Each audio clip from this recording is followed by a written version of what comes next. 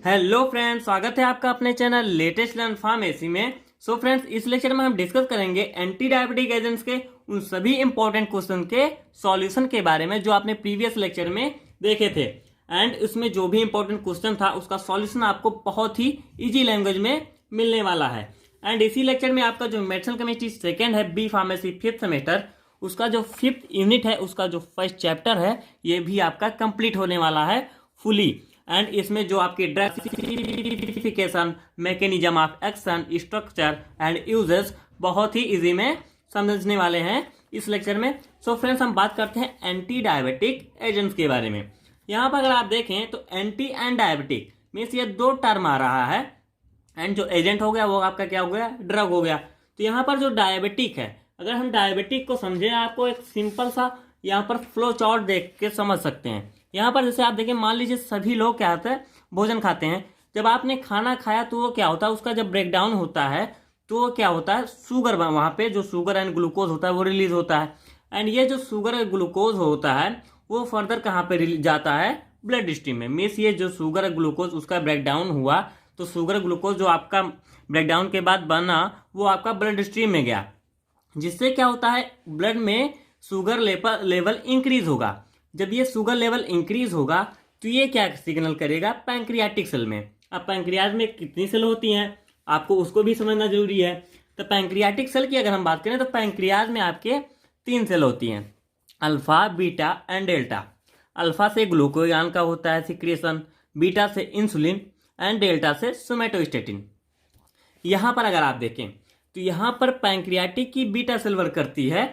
जब आपके जो ब्लड में शुगर का लेवल इंक्रीज हुआ उसने सिग्नल किया पैंक्रियाटिक सेल के, और किस सेल को सिग्नल किया, बीटा सेल को। अब बीटा सेल क्या करेगी, रिलीज कराएगी इंसुलिन। अब जब इंसुलिन रिलीज हुआ तो इंसुलिन का वर्क क्या होता है, ये क्या करती है, ब्रेकडाउन करती है जो आपके ब्लड में जो ग्लूकोज या शुगर आया है उसका ब्रेकडाउन करेगी, जिससे आपको क्या प्राप्त होगी, एनर्जी। लेकिन इन अ कंडीशन अगर यही इंसुलिन रिलीज ना हो, मान लीजिए आपके बीटा सेल में जो क्या है फंक्शनली कोई डैमेज आ गया जिससे क्या है इंसुलिन रिलीज नहीं हो रहा है, तब क्या करेगा, जो आपका शुगर आया वो एज इट इज ब्लड में बना रहेगा। अब जब ये ब्लड में बना रहेगा तो ये क्या काज कर देगा, यहाँ पर आप जैसे देखें ब्लड ग्लूकोज क्या होगा आपका टू हाई हो जाएगा, मीन्स बहुत ज़्यादा बढ़ जाएगा। तो इसी कंडीशन को हम क्या कहेंगे, डायबिटीज़। तो आप इसको सिंपली समझ सकते हैं, मीन्स आपके ब्लड में ग्लूकोज या शुगर लेवल का बढ़ जाना ये क्या हो गया, डायबिटीज हो गया। एंड इसी डायबिटीज के ट्रीटमेंट के लिए कि हम क्या लेते हैं, anti diabetic agent.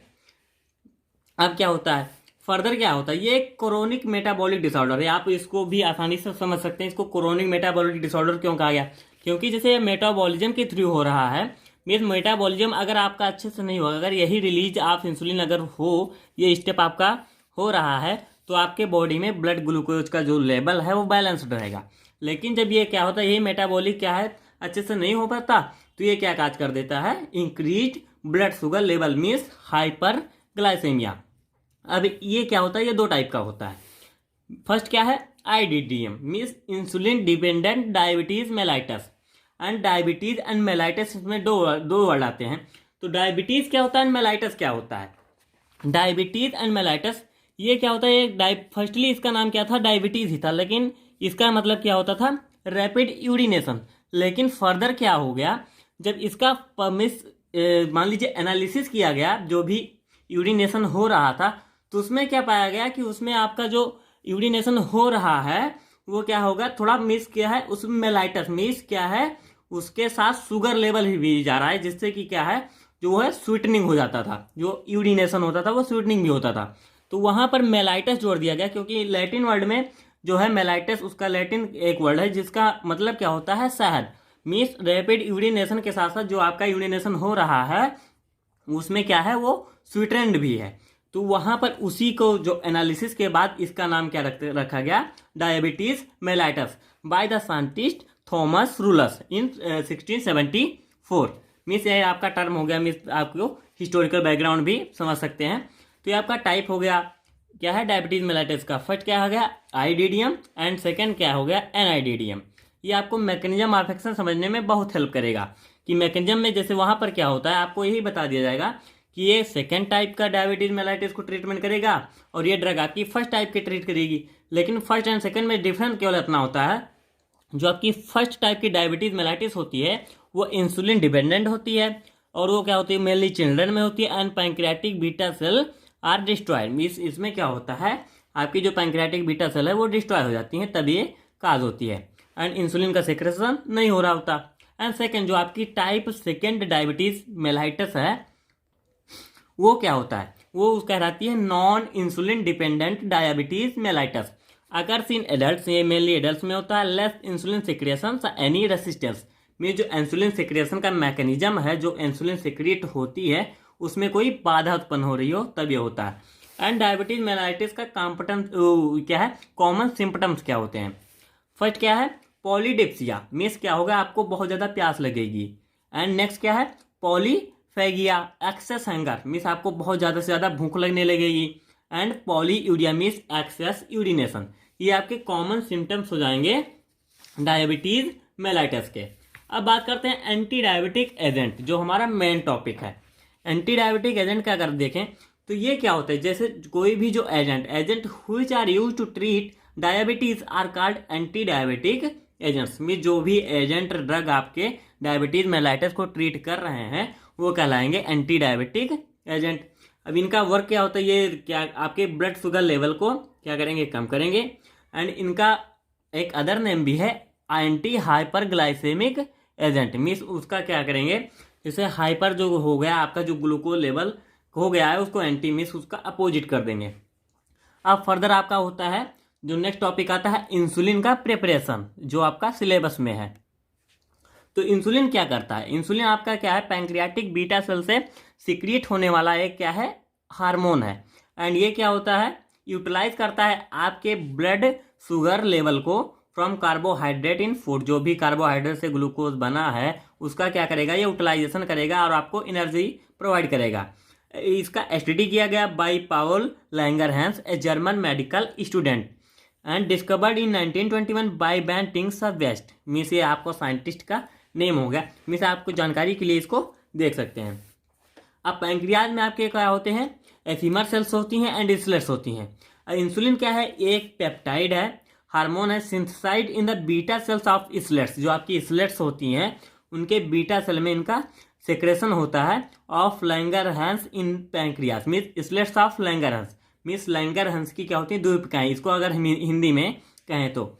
Insulin with molecular weight about 6000 made up of 2 chains, means insulin क्या होता है, एक क्या है मीन्स हायर मॉलिक्यूलर का कंपाउंड है, इसमें 2 चेन होती हैं। अगर इसका स्ट्रक्चर आप देखेंगे, मीन्स केमिस्ट्री जब जो इंपॉर्टेंट क्वेश्चन आपका था यहाँ पे, कि जो आपको केमिस्ट्री लिखनी थी या स्ट्रक्चर देना था, means discuss in detail about insulin, ये क्वेश्चन आपका यहाँ पर बनता है, तो आपको ये सब वहाँ पे लिखना पड़ेगा।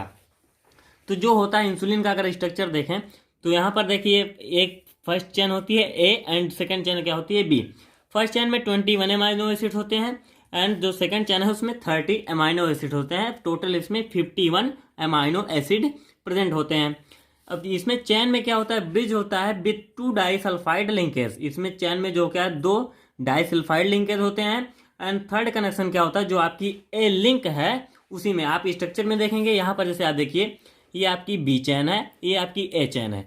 इसमें क्या है 21 है, इसमें क्या है 30 है, टोटल आपका 51 हो गया। एंड ये 2 डाइसल्फाइड लिंकेज है जो ए और बी चैन को के लिए ब्रिज कवर करता है। एंड फर्दर जो थर्ड लिंकेज होता है डाइसल्फाइड का, वो यहाँ पे जो 16 एंड 16, जो 16-6 एंड 16-11 के बीच में डाइसल्फाइड का लिंकेज होता है ए चैन में। ये हो गया आपका इंसुलिन का स्ट्रक्चर। अब स्ट्रक्चर ऑफ इंसुलिन मॉलिक्यूल ये आपने देख लिया। अब सोर्स ऑफ इंसुलिन मीन्स ये कहाँ से कैसे ऑब्टेन किया गया। Commercially it obtain from by extraction of the pancreas of animals, means mainly ये एनिमल्स के पैंक्रियाज से एक्सट्रैक्ट किया गया। कैटल, पिग्स एंड फिश, इनके जो पैंक्रियाज होते हैं इनसे इनका एक्सट्रैक्शन किया गया। In starting insulin were prepared from cow and pigs, जो हो गया आपका जो फर्स्टली किया गया जो इंसुलिन का प्रिपरेशन होता है वो किया गया काऊ एंड पिग्स से। Animal originated insulin are functionally similar but structurally differ to human insulin, जो एनिमल ऑरिजिनेटेड इंसुलिन है वो क्या होगा, फंक्शनली मीन्स थोड़ा जो क्रियात्मक रूप में वो थोड़ा डिफर होता है, क्या होता है, जो ह्यूमन इंसुलिन होता है मीन्स फंक्शनली सेम होते हैं बट स्ट्रक्चरली थोड़ा डिफर होते हैं। नेक्स्ट होता है क्या आपका सिंथेसिस ऑफ इंसुलिन। बहुत ही इंपॉर्टेंट क्वेश्चन पूछा जाता है इसके बारे में कि right the synthesis of insulin, and अगर आपका पूछ लेता है डिटेल्ड नोट ऑन इंसुलिन तो आपको ये सब देना पड़ेगा अगर यह क्वेश्चन 10 मार्क में आता है। तो सिंथेसिस में क्या होता है, significant quantity of synthesized in pancreatic beta cell. आपको पता है कि पैंक्रियाटिक बीटा सेल से ही इनका सिक्रेशन होता है। And insulin mRNA translated as a single chain precursor known as pre pro insulin. Means firstly आपका प्री प्रो इंसुलिन बनेगा, फिर प्रो इंसुलिन बनेगा, फर्दर क्या बनेगा, इंसुलिन बनेगा। अब यहाँ पर स्ट्रक्चर में आप देखें ये क्या हो गया आपका प्री प्रो इंसुलिन है। ये जब प्री प्रो इंसुलिन फर्दर क्या होता है, ये जो आपका प्री प्रो इंसुलिन हो गया इसमें क्या प्रेजेंट होता है, सी पेप्टाइड होता है, ए चैन एंड बी चैन। इसमें क्या हो गया आपका 3 चैन हो गया, एंड एमाइन टर्मिनल है, एंड यहाँ पर कार्बोक्सिलिक टर्मिनल है, कार्बोक्सिलेट टर्मिनल है। अब ये फर्दर बनाता है प्रो इंसुलिन जो क्या करेगा, कंटेन करता है 3 डोमेन को। जो आपका ये प्रो इंसुलिन बना इसमें भी एमाइन टर्मिनल होगा एंड कार्बोक्सिलेट होगा, एंड ये भी क्या है A chain and B chain and C peptide, ये हो गए। लेकिन जब आपका इंसुलिन जो होता है वो क्या होता है, उसमें केवल होता है दो डोमेन होते हैं, ए चैन एंड बी चैन। जो आपका सी पेप्टाइड होता है यहाँ पे वो क्या होता है, एंडोपेप्टाइडेज के प्रेजेंस में क्या कर दिया जाता है, सी पेप्टाइड का क्या है मिस उसको मेटाबोलाइज कर दिया जाता है या निकाल दिया जाता है, और आपका जो इंसुलिन है यहाँ पे वो आपका बच जाता है, और आपका क्या हो जाता है इंसुलिन का यहाँ पर फॉर्मेशन हो जाता है, जनरेशन ऑफ इंसुलिन, जो कंटेन कर रहता है 2 डाइसल्फाइड ब्रिज लिंकेज, एंड एक क्या होता है, एक जो सल्फाइड होता है वो एचएन में होता है, and amine terminal and carboxylic acid terminal. ये भी आपका बहुत सी सिंपल सा स्ट्रक्चर है। फर्दर क्या होता है, preparation of insulin. Preparation of insulin में क्या होता है, रैपिड एक्टिंग होती हैं, फिर उसके बाद very rapid acting, intermediate acting and long acting. आप यही बना देंगे कि कैसे क्या प्रिपरेशन होता है। प्रिपरेशन क्या होता है मीन्स इसका सिक्रिएशन होता है आपकी बॉडी में, एनिमल्स में भी होता है एंड ह्यूमंस में भी होता है। अब रेगुलर क्रिस्टलाइन जिंक से इनके जो होते हैं इनका ऑनसेट ऑफ एक्शन कितना ये सब आप देख लीजिएगा। जो इंसुलिन का ओल्डर प्रिपरेशन है, कॉमर्शियल प्रिपरेशन, वो क्या होता है बीफ एंड पोर्क पैंक्रियास से होता है, एंड ये हाई एंटीजेनिक होता है, जो कंटेन करता था क्या 1% मीन्स 1000 पार्ट्स पर million of other protein. Means insulin के अलावा जो अदर प्रोटीन्स होती थी उसमें वो इतना ये कंटेन करता था। लेकिन फर्दर क्या हो गया, जब मॉडिफाई किया गया इसको तो इसको प्यूरिफाइड कर दिया गया जेल फिल्ट्रेशन के थ्रू, क्रोमेटोग्राफी, जिससे क्या हो गया उसमें केवल 10 पार्ट्स पर मिलियन प्रो इंसुलिन में जो अदर प्रोटीन्स होती हैं वो रहता था, और ये लेस एंटीजेनिक होते हैं। इसका मैकेनिज्म ऑफ एक्शन, इंसुलिन क्या होता है, produce action throughout specific insulin receptors present on cell membranes, binds with the receptors with high specificity affinity resulting complex with receptor enters the cells and release insulin. यहाँ पर आप इसका बहुत ही easy mechanism है। अगर इसको आप बनाकर खुद से बनाना भी चाहें, मीन्स मान लीजिए कोई भी ऐसे आपका ये रिसेप्टर हो गया यहाँ पे, एंड यहाँ पर जो आपका इंसुलिन आया ये आपका इंसुलिन हो गया, इंसुलिन आएगा अपने रिसेप्टर से बाइंड करेगा एंड फॉर्म क्या करेगा, कॉम्प्लेक्स फॉर्मेशन विथ रिसेप्टर। अब ये कॉम्प्लेक्स फॉर्मेशन के बाद फर्दर क्या होता है, जिससे मीन्स बहुत ही हाई एफिनिटी से बाइंड करता है, और जो रिजल्टिंग कॉम्प्लेक्स होता है वो क्या इंटर करेगा सेल्स एंड रिलीज इंसुलिन, वो फर्दर क्या करेगा इंसुलिन का रिलीज कराएगा आपकी बॉडी से, जिससे ग्लूकोज का जो भी आया है उसका मेटाबॉलिज्म होगा। नेक्स्ट है यूज कहाँ होता है, जो आपका इंसुलिन है ये सब कुछ आपका है केवल इंसुलिन के बारे में ही है। यूज कहाँ कहाँ होता है, use to treat diabetes mellitus और treat IDDM, regulate carbohydrate mellitus, for treating hyperkalaemia, use for treating severe ketoacidosis और डायबिटिक कोमा। मीन्स ये इतना आपका इंसुलिन का यूज होगा, एंड ये आपके पूरे डिटेल नोट मीन्स अगर आपका ये 5 नंबर या 10 नंबर किसी में भी आता है, अब आप आसानी से इसमें से लिख सकते हैं। अगर 5 नंबर में आता है तो आपका कुछ स्पेसिफिक पूछेगा, नहीं तो अगर 10 नंबर में आएगा आपको पूरा डिटेल्ड नोट देना पड़ेगा। अब नेक्स्ट क्या है आपका ओरल हाइपोग्लाइसेमिक ड्रग्स, मीन्स जो आपको लेते हैं मीन्स जो ड्रग होती हैं जो उनका क्लासिफिकेशन आपने देखना है, उसका क्या है, कैसे हम उसका मैकेनिज्म उसका स्ट्रक्चर क्या है, इसमें आप देखेंगे।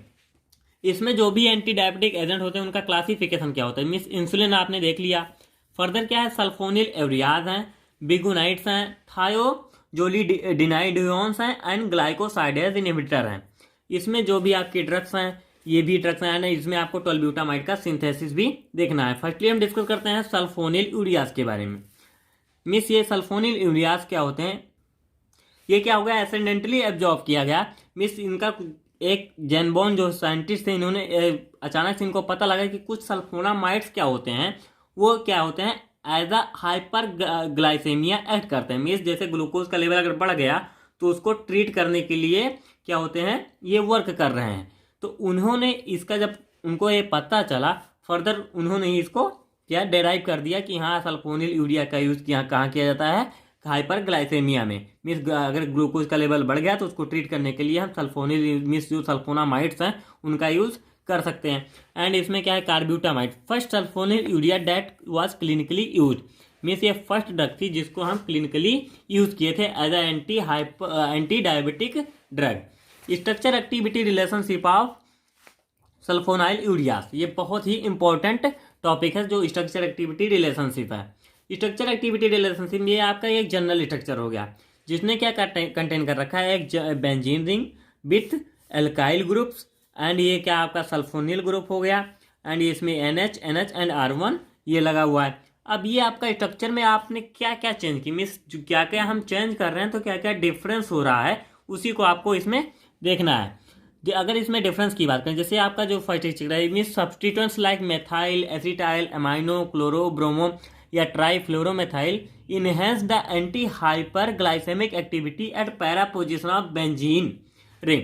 ये आपका जो पैरा पोजिशन यहाँ पर जो एक ग्रुप लगा है, अगर इनका आप सब्सटीट्यूशन कराएं, मीन्स जो आपका ये जनरल स्ट्रक्चर है, मीन्स आपका जो सल्फोनिल यूरियाज का स्ट्रक्चर है उसमें जो भी आप डिफरेंस कर रहे हैं उसका क्या इफेक्ट हो रहा है, तो यहाँ पर अगर आप सब्सटीट्यूशन कराते हैं मिथाइल, एसिटाइल या जो भी है इसमें से दिया, तो ये क्या करेंगे, इंक्रीज कर देंगे एंटी हाइपर ग्लाइसेमिक एक्टिविटी को। नेक्स्ट क्या है, substitution of para position of benzene ring with aryl carboxamido alkyl group. Means यहाँ पर अगर आप इनसे भी सब्सटीट्यूशन करें, जो आपका एराइल कार्बोक्सामाइडो एल्काइल ग्रुप है, तो ये क्या करेंगे, ये भी मोर इनहेंस्ड एक्टिविटी, मीन्स जो इनकी एक्टिविटी थी उससे भी अच्छी एक्टिविटी देंगे ये as a anti hyper glycaemic. And next क्या है, substitution at R with larger substitution shows more potency.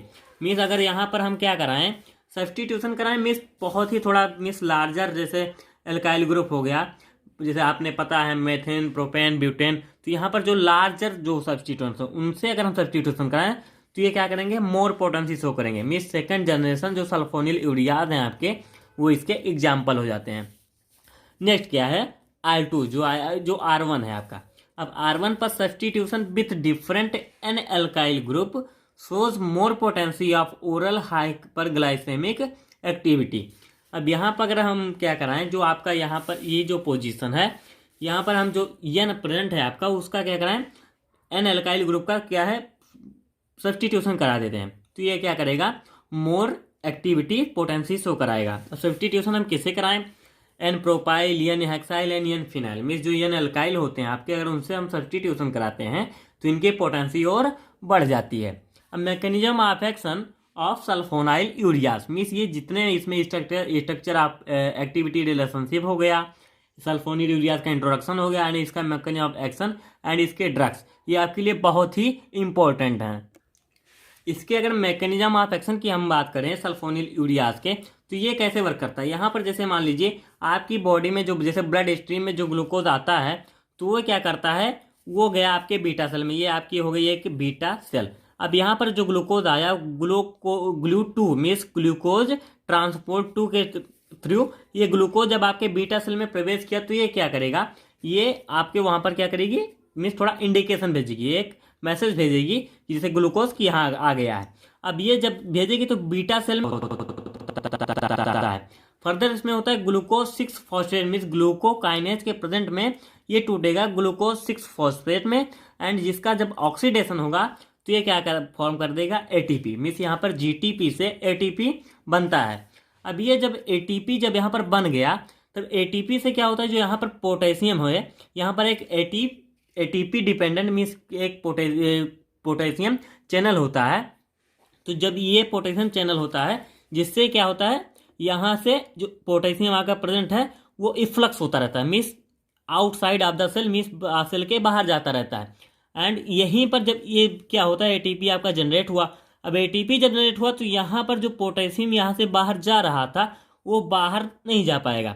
अब जब ये बाहर नहीं जा पाएगा तो यहाँ पर जैसे मीन्स पॉजिटिव चार्जेस की क्या हो गई, मात्रा बढ़ जाएगी। एंड जो यहाँ पर पोटेशियम आपका गया है तो यहाँ पर जो मीन्स पॉजिटिविटी बढ़ी है, उसके पॉजिटिविटी बढ़ने के थ्रू जो आपका कैल्शियम है, मीन्स यहाँ पर जब इंक्रीज हाइपर पोलराइजेशन होगा due to entry of calcium, जैसे यहाँ पर मीन्स क्या होगा, जब ये पोटेशियम यहाँ पर बढ़ा तो ये कैल्शियम आपका अंदर आने लगेगा। जैसे यहाँ पर जब पॉजिटिविटी बढ़ेगी तो इस पॉजिटिविटी को कम करने के लिए, बैलेंस करने के लिए कैल्शियम आपका एंट्री करेगा, जिससे क्या होगा, हाइपर पोलराइजेशन इंक्रीज होगा due to entry of calcium. तब यहाँ पर क्या होगा, कैल्शियम जब यहाँ पर पहुँचेगा तो आपके जो सेल है उसमें क्या होगा, हाइपर पोलराइजेशन मीन्स बढ़ जाएगा, जो आपकी पॉजिटिविटी होगी यहाँ पर बढ़ेगी। अब जब ये बढ़ेगी तो यहाँ पर जो इंसुलिन आपका ये प्रेजेंट है, इसका क्या होगा, नहीं लगेगा एक्सोसाइटोसिस। मान लीजिए जैसे यहाँ पर कुछ, जैसे कहीं भी कुछ बहुत ज़्यादा भीड़ इकट्ठा होती जा रही है, उसको कम भी तो करना है। तो वहाँ पर इसी को कम करने के लिए मान लीजिए पॉजिटिविटी बढ़ गई, तब उसी पॉजिटिविटी को कम करने के लिए जो इंसुलिन आपका, उसको एक्सोसाइटोसिस होने लगेगा, ऐसे ये बाहर धीरे धीरे निकल के आपका इंसुलिन रिलीज हो जाएगा, जो क्या करेगा, जो ग्लूकोज है उसका मेटाबोलाइजेशन करेगा। एंड ये जो इफ्लक्स होता था, इफ्लक्स ऑफ के plus by channel ATP sensitive के प्लस, जो एटीपी सेंसिटिव आपका पोटेशियम चैनल है उसके थ्रू कैल्शियम का इन्फ्लक्स, मीन्स जो आपका जो पोटेशियम है वो आउटसाइड द चल जा रहा है, मीन्स एफ्लक्स हो रहा है पोटेशियम का। एंड ये आपका जनरल मैकेनिज्म ऑफ एक्शन है, यही आपके सभी सल्फोनिल यूरियाज पर वर्क करेगा। बस इसी में थोड़ा इधर उधर डिफरेंस होता रहेगा एंड सभी ड्रग्स इसी के अकॉर्डिंग चलेंगे। डिस्कस करते हैं इंडिविजुअल ड्रग्स के बारे में। ये क्या है, टोलब्यूटामाइड। टोलब्यूटामाइड की अगर हम बात करें, ये आपका जो सिंपल स्ट्रक्चर था सल्फोनिल यूरियाज का, जिसमें R एंड R1 थे। अगर R पर हम क्या लगा दें, CH3, एंड R1 पर लगा दें CH2 CH2 CH2 CH3, तो ये जो ड्रग फॉर्म होगी वो हमारी होगी टोलब्यूटामाइड। ये जनरल स्ट्रक्चर से आप इसको बहुत आसानी से पकड़ सकते हैं।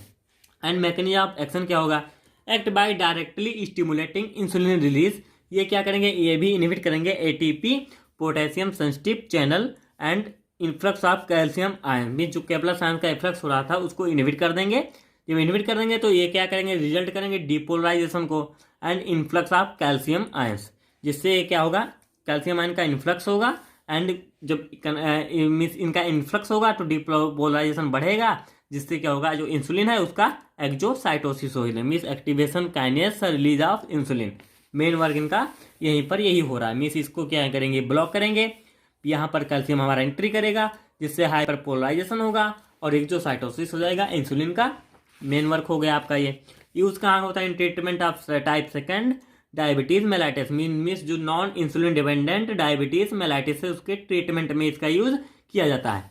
Use with metformin to control blood sugar level, also use in diagnosis of insulinoma the other pancreatic disorders. इनका सिंथेसिस बहुत ज़्यादा इंपॉर्टेंट है। 4 methyl sulfonamide and ethyl chloroformate react to each other, means दोनों रिएक्ट करेंगे in the presence of HCl and further क्या बनेगा, ethyl टोसिल carbamate, means यहाँ पर क्या होगा, HCl क्या होगा, निकलेगा, मीन्स यहाँ पर माइनस चिन्ह लगाए तो HCl आपका निकल रहा है।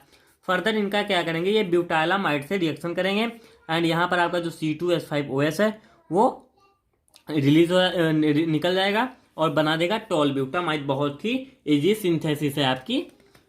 नेक्स्ट क्या है, क्लोरप्रोपामाइड। जो क्लोरप्रोपामाइड है इसका स्ट्रक्चर हो गया, मीन्स अगर आप जनरल स्ट्रक्चर को देख के चलें तो बहुत ज़्यादा डिफरेंस नहीं होगा आपके स्ट्रक्चर में, जो भी आपकी सभी ड्रग्स हैं। यहाँ पर देखिए, आप देख लीजिए, यहाँ पर क्या लगा था, जो यहाँ पर SO2NH के बाद ये बेंजीन रिंग है एंड बेंजीन रिंग में वहाँ पर क्या लगा था, R1 पर लगा है CH2 CH2 CH2 CH3 and यहाँ पर क्या लगेगा, यहाँ पर लग जाएगा क्लोरीन। एंड जो आपका R पोजीशन है, R पोजीशन पे यहाँ पे लगा है CH3, यहाँ पर आपको CH2 CH3 लगा देना है, बन जाएगा आपका क्लोरप्रोपामाइड। सेम है जनरल मैकेनिज्म ऑफ एक्शन, इसका मैकेनिज्म ऑफ एक्शन सेम है। Use in cure of NIDDM, duration of action 24 hours, इसका ड्यूरेशन एक्शन 24 आवर्स है एंड यूज भी उसी के अकॉर्डिंग सेम है।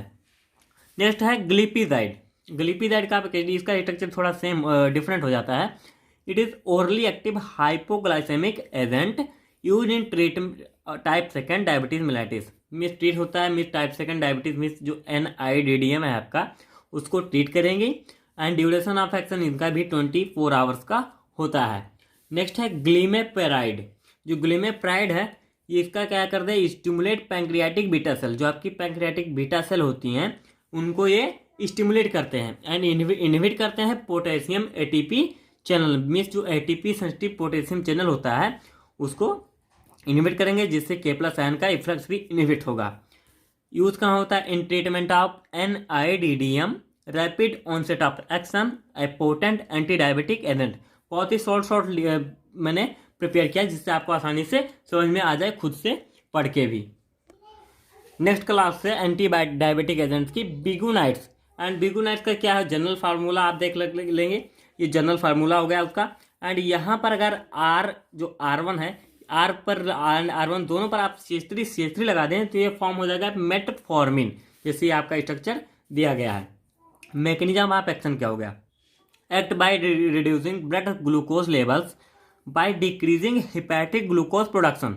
मीन्स जो हिपैटिक ग्लूकोज प्रोडक्शन है उसको क्या करेंगे, डिक्रीज करेंगे एंड ब्लड ग्लूकोज लेवल क्या होगा, रिड्यूस होगा and decrease intestinal absorption of glucose. Means यहाँ ये क्या कर रही है, ग्लूकोज के लेवल को रिड्यूस करेंगी, डिक्रीज करेंगी ग्लूकोज के प्रोडक्शन को एंड एब्जॉर्प्शन के, मीन्स जो ग्लूकोज का एब्जॉर्प्शन हो रहा है उसको भी ये क्या करेंगी, डिक्रीज करेंगे and increase insulin sensitivity to utilize the glucose. और इंसुलिन की जो एक्टिविटी है वो क्या करेंगी, इंक्रीज करेंगे। मीन्स जो सेंसिटिविटी जिससे सेंसेशन करता है कि हाँ ग्लूकोज है उसका मेटाबोलाइजेशन करना है, तो ये इसका मिस एक्शन हो गया।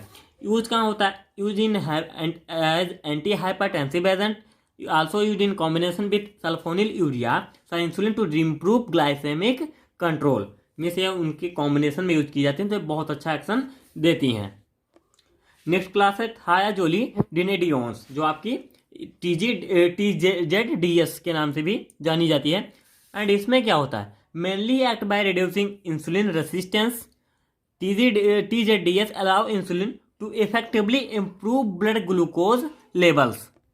सो इनका मेन एक्शन क्या होता है, मीन्स जो रेसिस्टेंस आ रहा है इंसुलिन के सिक्रिएशन में उनको क्या करेंगी, ये रिड्यूस कर देंगी। एंड नेक्स्ट क्या हो गया, allow insulin to effectively improve blood glucose levels. Means insulin को और क्या करेंगी, प्रमोट करेंगी, उनको और इम्प्रूव करेंगी कि जिससे वो ग्लूकोज लेवल को और मीन्स उनका क्या है ब्रेक डाउन कर सकें।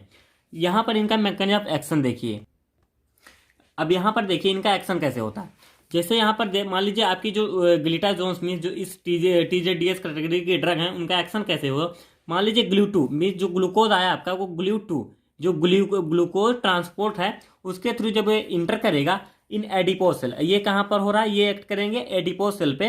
अब ये न्यूक्लियस में इनका प्रोसेस क्या होता है, ये एक्ट करते हैं जो आपका PPAR है रिसेप्टर होता है कि पैरोक्सिसोम प्रोलिफेरेटर एक्टिवेटर रिसेप्टर। ये इस रिसेप्टर से क्या करेंगी, जाके बाइंड करती हैं। और यहाँ पर क्या होता है, जो ट्रांसक्रिप्शन हो रहा है और ये जो ट्रांसक्रिप्शन हुआ इंसुलिन का उसके लिए रिस्पॉन्सिव जो जीन्स हैं उनको क्या करेंगी, इंक्रीज करेंगी।